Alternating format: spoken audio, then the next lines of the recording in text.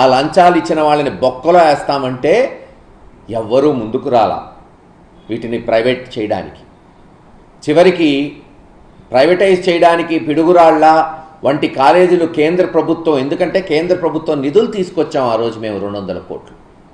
కేంద్ర ప్రభుత్వానికి సూచనప్రాయంగా రాష్ట్ర ప్రభుత్వం అడిగితే వాళ్ళు తిరస్కరించారు. ఇది జాతీయ పాలసీ, ప్రైవేటైజ్ చేయడానికి వీలుండదు అని చెప్తే గతి లేక, మరో మార్గం లేక, ఎటుపోవాలో తేల్చుకోలేక 17 కాలేజీల్లో ఏదో ఉడతాభక్తిగా ఒక పిడుగురాళ్ల కాలేజీని ప్రారంభించడానికి ఈ ప్రభుత్వం ముందుకు వచ్చింది.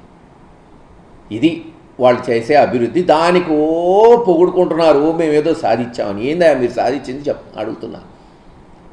చంద్రబాబు నాయుడు గారు 1995 నుంచి నేటి వరకు దాదాపు 14-16 సంవత్సరాలు ముఖ్యమంత్రి చేశారు.